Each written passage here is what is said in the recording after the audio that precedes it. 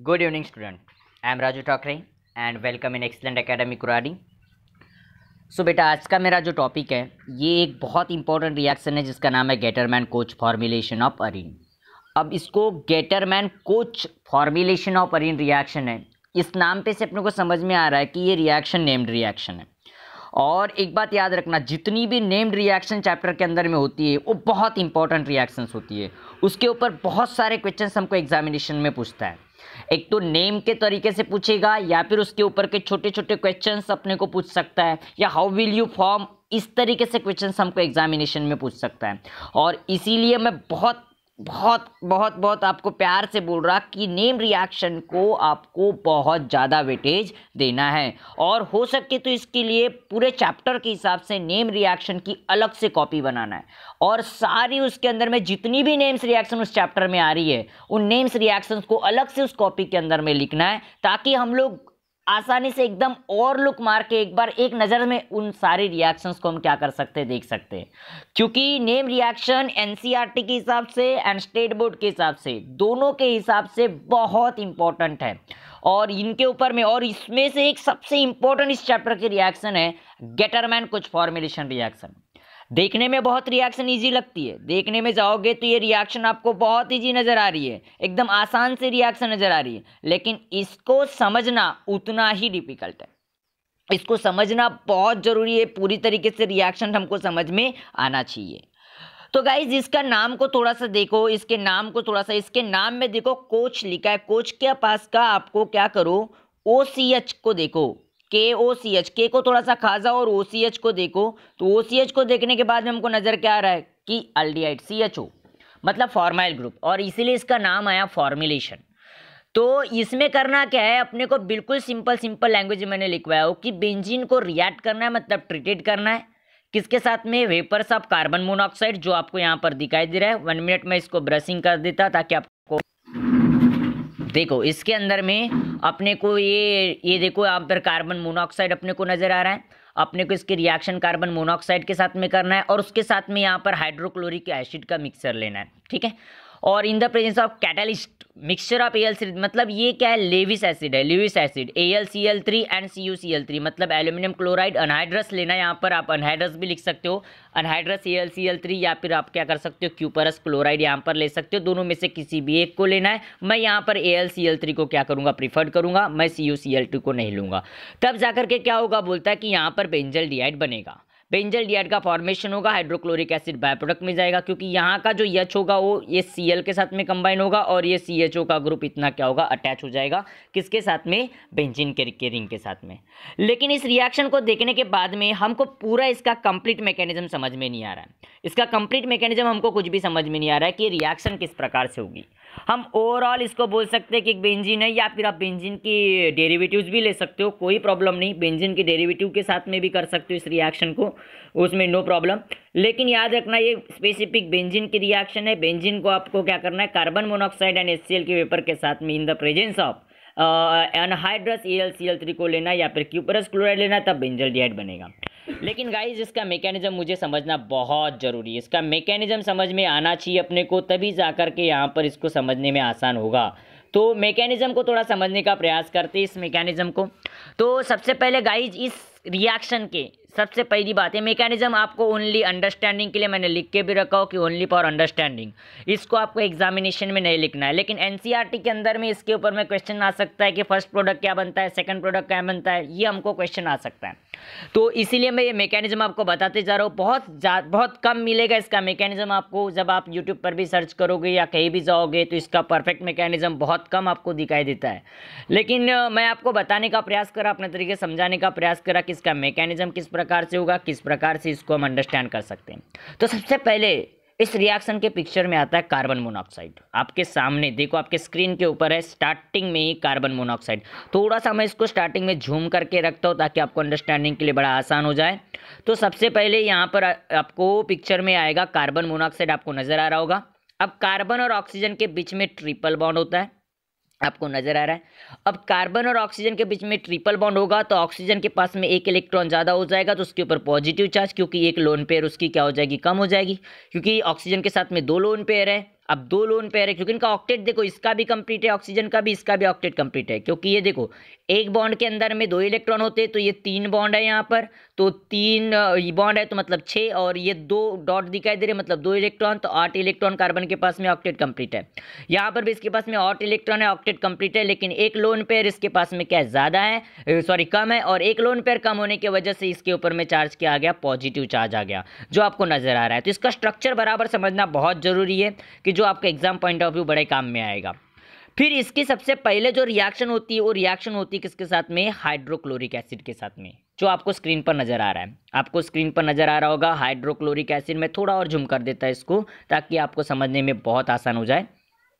तो ये hydrochloric acid का क्या होता है कि ये जो क्लोरीन का जो एटम होता है, क्लोरीन का एटम अपने यहाँ से इलेक्ट्रॉन वापस लेता है और 2 इलेक्ट्रॉन अपने वापस लेके चले जाएगा, अपना 1 इलेक्ट्रॉन वापस लेके चला जाएगा। तो वापस लेके जाने की वजह से यहाँ पर H कन्वर्ट हो जाएगा किसमें, H पॉजिटिव में, क्योंकि इसके पास में इलेक्ट्रॉन वापस आ गया, 1 इलेक्ट्रॉन इसके पास में ज़्यादा था, तो ये बॉन्ड अपना लेकर के चला गया Cl, वो चार्ज में उधर निगेटिव में कन्वर्ट हो जाएगा, तो आगे जा करके Cl निगेटिव बन जाएगा उधर। तो ये H पॉजिटिव यहाँ पर आपको नजर आएगा कि हाइड्रोजन कन्वर्ट हो जाता है H पॉजिटिव आयन के अंदर। अब वो H पॉजिटिव आयन के अंदर में कन्वर्ट होने के बाद वो सीधे सीधे ट्रांसफर होता है H पॉजिटिव, वो किसकी, कार्बन की लोन पेयर उसको क्या करेगी, ये अट्रैक्ट करेगी, और कार्बन की लोन पेयर उसको अट्रैक्ट करेगी, तो ये कार्बन के साथ में ऐसा क्या बन जाएगा, बॉन्ड बन जाएगा। तो कार्बन के साथ में बॉन्ड बनने की वजह से यहाँ का जो ट्रिपल बॉन्ड था ये यहाँ से क्या हो जाएगा, ब्रेक हो जाएगा, और वहाँ पर क्या आ जाएगा, डबल बॉन्ड आ जाएगा।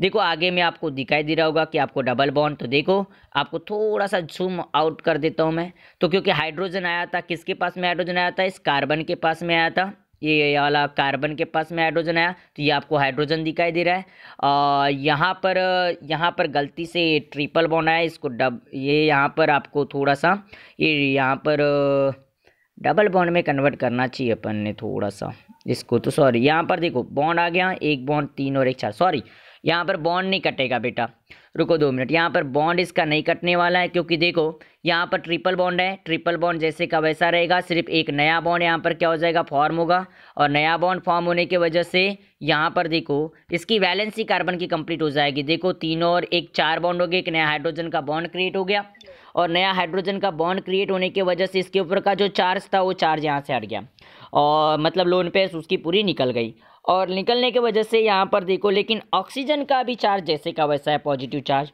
तो अब जाकर के ये जो ट्रिपल बॉन्ड है ये ऑक्सीजन की तरफ जाएगा, तो एक बॉन्ड वहाँ से क्या हो जाएगा, कम हो जाएगा, तो आपको नजर आ रहा है कौन सा, डबल बॉन्ड। और पहले देखो ये जो Cl यहाँ से निकला था ये इधर बाय प्रोडक्ट में Cl निगेटिव में आया, मैंने बाहर जब भी आपको बताया था।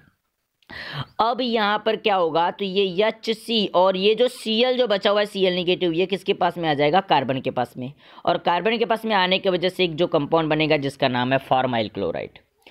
अब इस फॉर्माइल क्लोराइड यहाँ बनने के बाद आगे जा कर के अभी यहाँ से पिक्चर खत्म नहीं हुई, सिर्फ ये कार्बन मोनोऑक्साइड की रिएक्शन किसके साथ में हुई, HCl के साथ में, जो आपको यहाँ रिएक्शन में दिखाई दे रही थी। अब यहाँ से नेक्स्ट पिक्चर स्टार्ट होती है कि फॉर्माइल क्लोराइड से, तो फॉर्माइल क्लोराइड से जब पिक्चर यहाँ पर स्टार्ट होगी गाइस, तो मैं थोड़ा सा और जूम कर देता हूँ इसको, आपको आसान हो जाएगा समझने के अंदर। तो ये अपना जो Cl जो होता है फॉर्माइल क्लोराइड का, Cl ये इलेक्ट्रॉन वापस लेकर के चला जाता है, तो Cl अपना इलेक्ट्रॉन वापस लेकर के जाने के बाद में ये कंबाइन हो जाता है किसके साथ, AlCl3 के साथ। तो AlCl3 के साथ में कंबाइन होने की वजह से वहाँ पर AlCl4 बन जाता है, और एक ज़्यादा का निगेटिव एटम आने की वजह से उसके ऊपर निगेटिव चार्ज आ जाता है। तो यहाँ पर बचेगा क्या, फिर H बचेगा, C बचेगा, और डबल बॉन्ड O बच जाएगा। अब ये H, तो इसके ऊपर कार्बन के ऊपर चार्ज पॉजिटिव आ जाएगा। अब कार्बन के ऊपर पॉजिटिव चार्ज आ जाएगा, तो ये आगे जाकर के पॉजिटिव चार्ज बेंजीन के रिंग के ऊपर जाएगा, किसके तरफ जाएगा, बेंजीन के रिंग के साथ में जाएगा, जो आपको आगे जाकर के मैं रिएक्शन बताने वाला कि जो बेंजीन के रिंग के साथ में। तो अभी यहाँ पर देखो, तो देखो यहाँ पर ये Cl चला गया था, तो इसके ऊपर पॉजिटिव चार्ज आपको नज़र आ रहा है कि जो आपको दिखाई दे रहा है ये पॉजिटिव चार्ज, और ये बन गया तुम्हारा फॉर्माइल ग्रुप, इसको अपन क्या बोल सकते हैं, फॉर्माइल ग्रुप बोल सकते हैं, फॉर्माइल ग्रुप हो गया है। और इधर में देखोगे तो यहाँ पर AlCl4 आपको बाय प्रोडक्ट में नज़र आ रहा है, क्योंकि उसके ऊपर नेगेटिव चार्ज, क्योंकि क्लोराइन का इलेक्ट्रॉन एक एक्स्ट्रा इसके पास में हो गया, तो इसके ऊपर में नेगेटिव चार्ज आ गया।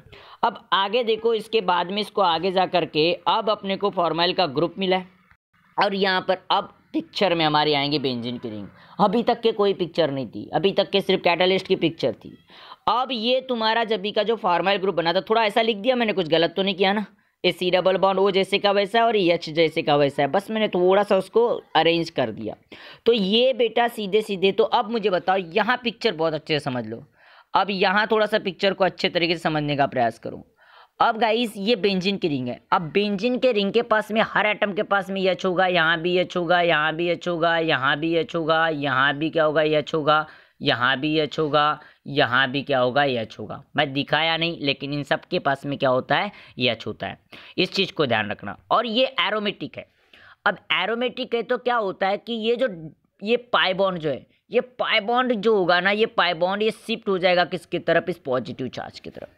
तो ये शिफ्ट होने के बाद में ये कार्बन एटम एक तो इस कार्बन के पास में अटैच होगा, एक तो इस कार्बन के पास में अटैच होगा।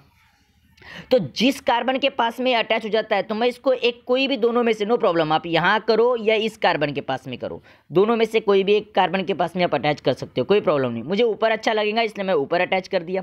अब ऊपर अटैच करने के वजह से मैंने वहाँ अटैच कर दिया।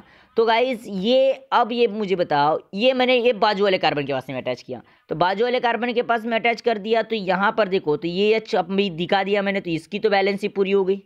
लेकिन इसके पास में ये एच तो है, ये एच है, ये एच इसके पास में है, लेकिन बेटा ये वाला एच का एक बॉन्ड, दो और एक तीन एच बॉन्ड हो इसके पास में, इसके पास में कौन सा चार्ज आ जाएगा, नेगेटिव चार्ज। तो इसके बाद में यहाँ पर आप नेगेटिव चार्ज दिखा सकते हो, यहाँ पर आप कौन सा चार्ज दिखा सकते हो, नेगेटिव चार्ज इसके ऊपर में आप ऐसा दिखा सकते हो। और एग्जाम में आपको दिखाना है, मैंने यहाँ मिस कर दिया, लेकिन आप लोग यहाँ नेगेटिव चार्ज यहाँ दिखा देना।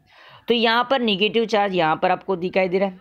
अब जा करके क्या होगा, अब यहाँ पर, लेकिन ये AlCl3 जो पहले बचा था, तो ये AlCl3 AlCl4 जो बचा था, तो इसका नेगेटिव चार्ज शिफ्ट करेगा। ये अपने को एरोमेटिसिटी इसकी कम होगी ना, ये क्यों इधर जा रहा है इसकी बात बता रहा हूँ, क्योंकि इसकी एरोमेटिसिटी खत्म हो गई। और आपको पता है कि बेंजल्डिहाइड एरोमेटिक कंपाउंड है, अल्टरनेट डबल बॉन्ड होना चाहिए, लेकिन इसकी एरोमेटिसिटी यहाँ पूरे तरीके से क्या हो गई, खत्म हो गई। तो एरोमेटिसिटी वापस लाने के लिए आपको यहाँ का एच को रिमूव करना पड़ेगा। तो ये चला जाता है इस AlCl4 के साथ, और AlCl4 के साथ में जाने के बाद में ये वाला एच एक Cl के साथ में कंबाइन होगा और HCl बनेगा, और बचा फिर AlCl3 as a by product में जाएगा। तो बचा क्या यहाँ पर, ये बेंजीन के रिंग के बीच में फिर बाद में यहाँ डबल बॉन्ड आ जाएगा, और यहाँ डबल बॉन्ड आने की वजह से ये बेंजल्डिहाइड आपको नज़र आ रहा है स्क्रीन के ऊपर, ये अपना कंप्लीट बन जाएगा। तो ऐसा फॉर्मेशन होता है गेटरमैन कोच रिएक्शन का। इस तरीके से मैकेनिज्म होता है स्टेप बाय स्टेप। तो सबसे पहले कार्बन मोनोऑक्साइड पिक्चर में आता है। कार्बन मोनोऑक्साइड फॉर्माइल ग्रुप का फॉर्मेशन करेगा। कार्बन मोनोऑक्साइड किसका फॉर्मेशन करेगा, फॉर्माइल ग्रुप का। उसके बाद में फॉर्माइल ग्रुप AlCl3 मतलब लेविस एसिड के साथ में क्या होगा, रिएक्ट होगा, और लेविस एसिड के साथ में यहाँ पर रिएक्ट हो जाएगा, और तब जा कर के वहाँ पर तुम्हारा क्या यहाँ पर ग्रुप बनेगा जिसका नाम है फॉर्माइल ग्रुप। और फॉर्माइल ग्रुप के बाद में वो फॉर्माइल ग्रुप फिर बेंजीन के रिंग के साथ में कंबाइन होगा, तब जा कर के अपने को क्या मिलेगा, बेंजल्डिहाइड मिलेगा। ऐसा मैकेनिज्म है बेटा।